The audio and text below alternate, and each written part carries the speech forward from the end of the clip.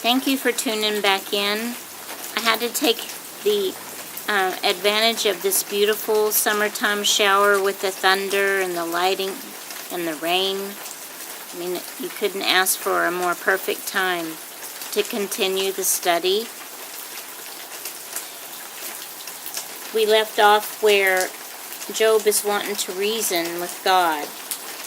So now we're going to spend time looking at what Elihu has to say. So I want you to turn into your Bibles to Job 32. As I said, this young man starts speaking, and he speaks from Job 32 to 37.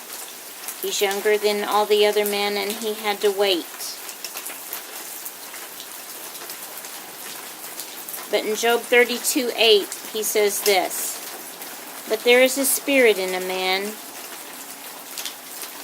and the inspiration of the Almighty giveth them understanding. Great men are not always wise, neither do age understand judgment." Have you ever wondered why Jesus said he was not good, that no one is good but God? In Mark 10:18 it says that Jesus said unto them, "Why callest me good? There's none good but God." I have, and chapter 33 helps us all to understand why. In Job 32, verse 12, "Behold, in this thou art not just. I will answer thee that God is greater than man. Why dost thou strive against him? For he giveth not account of any of his matters."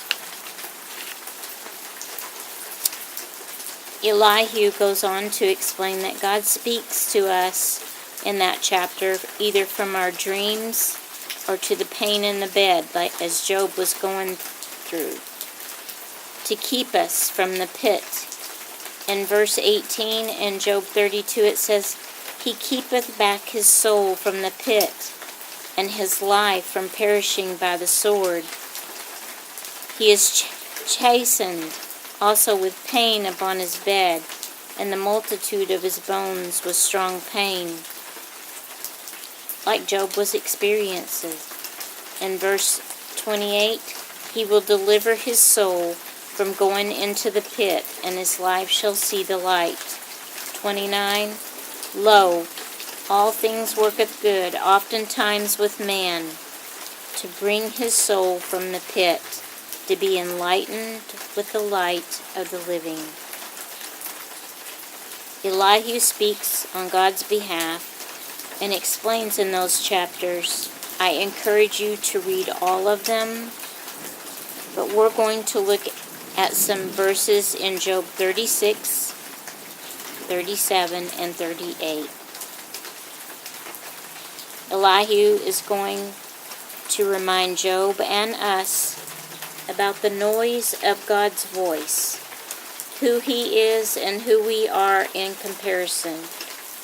We will see we are not his equal to reason with. We will see God does not act or think like Job, or like we think. We would never send our only son to the cross. We would have never cast this judgment on Job, knowing how upright he was. Psalms 147 and Psalms 19 complement these chapters, as I have shared before. So now, I want you to turn to Job 36, and we're going to read starting at verse 22. "Behold, God exalteth by his power. Who teacheth like him?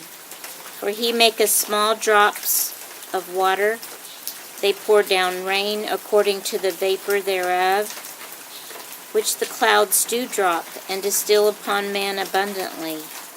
Also, can any understand the spreading of his clouds?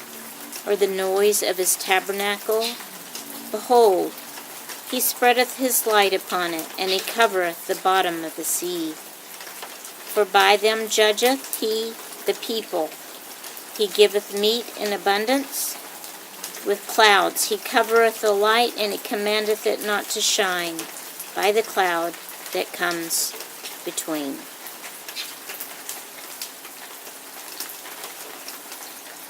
Verse 22 reminds us, and is reminding Job, that God doesn't teach like we teach. I personally have been a substitute teacher, and I can promise I did not teach as God teaches. My voice cannot make thunder,